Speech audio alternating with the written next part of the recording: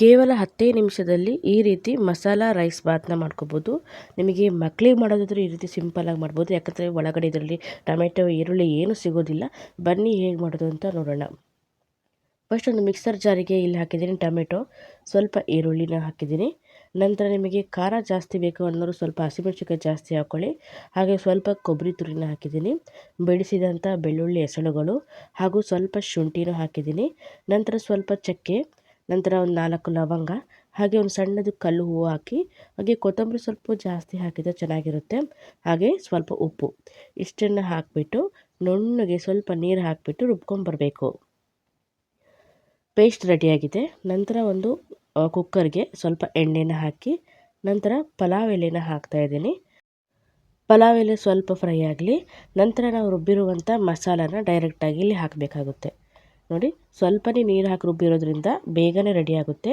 ರುಬ್ಬುವಾಗ ಸ್ವಲ್ಪ ನೀರು ಕಡಿಮೆ ಹಾಕಿ. ನೋಡಿ, ಇಲ್ಲಿ ಎಣ್ಣೆಯಲ್ಲಿ ಡೈರೆಕ್ಟಾಗಿ ಈಗ ಮಸಾಲೆನ ಹಾಕಿಬಿಟ್ಟು ಎಣ್ಣೆ ಬಿಟ್ಕೋವರೆಗೂ ಇದನ್ನು ಚೆನ್ನಾಗಿ ಫ್ರೈ ಮಾಡ್ಕೋಬೇಕು. ಅಂದರೆ ಮೇಲ್ಗಡೆ ಎಲ್ಲ ಎಣ್ಣೆ ಅಂಶ ಬರಬೇಕು. ಇಲ್ಲಿ ಏನು ಸ್ವಲ್ಪ ನೀರು ಸೇರಿಸಿರ್ತೀವಿ ಮತ್ತು ಟೊಮೆಟೊ, ಈರುಳ್ಳಿ ಎಲ್ಲ ನೀರು ಇರುತ್ತಲ್ಲ, ಅದು ಪೂರ್ತಿಯಾಗಿ ಹೋಗಬೇಕು. ನಂತರ ಜೊತೆಗೆ ಇದಕ್ಕೆ ಸ್ವಲ್ಪ ಅಚ್ಚ ಖಾರದ ಪುಡಿ, ಸ್ವಲ್ಪ ಅರಿಶಿನ ಪುಡಿ ಹಾಕಿಬಿಟ್ಟು ಚೆನ್ನಾಗಿ ಮಿಕ್ಸ್ ಮಾಡ್ಕೊಳ್ಳಿ.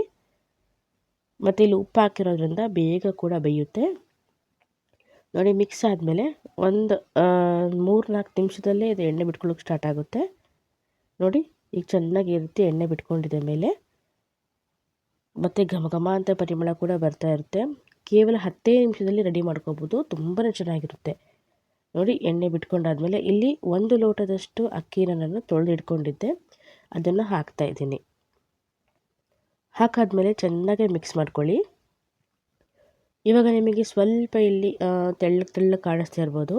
ಆದ್ದರಿಂದ ನಾವು 1 ಲೋಟಕ್ಕೆ ನೀರು ಹಾಕುವಾಗ ಒಂದು 1/4 ಭಾಗದಷ್ಟು ನೀರು ಕಡಿಮೆ ಮಾಡಬೇಕು. ಅಂದರೆ 1 ಲೋಟಕ್ಕೆ ಇಲ್ಲಿ 1/4 ಲೋಟದಷ್ಟು ನೀರನ್ನು ಹಾಕಿದ್ದೀನಿ. ಆ್ಯಕ್ಚುಲಿ ಎಲ್ಲದಕ್ಕೆ ಹೇಳಬೇಕಂದ್ರೆ 1 ಲೋಟಕ್ಕೆ 2 ಲೋಟ ನೀರನ್ನು ಹಾಕ್ತಾರೆ.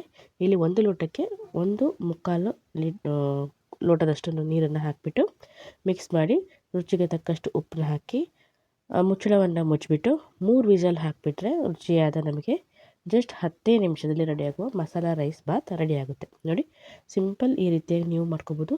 ಹಾಗೂ ವಿಡಿಯೋ ಇಷ್ಟ ಆದರೆ ದಯವಿಟ್ಟು ಸಬ್ಸ್ಕ್ರೈಬ್ ಮಾಡ್ಕೊಂಡು ಲೈಕ್ ಮತ್ತು ಶೇರ್ ಮಾಡಿ. ಫೇಸ್ಬುಕ್ಕಲ್ಲಿ ನೋಡ್ತಿರೋರು ಫಾಲೋ ಮಾಡ್ಕೊಳ್ಳಿ. ವಿಡಿಯೋ ನೋಡಿದ್ದಕ್ಕೆ ಧನ್ಯವಾದಗಳು. ಬಾಯ್ ಬಾಯ್.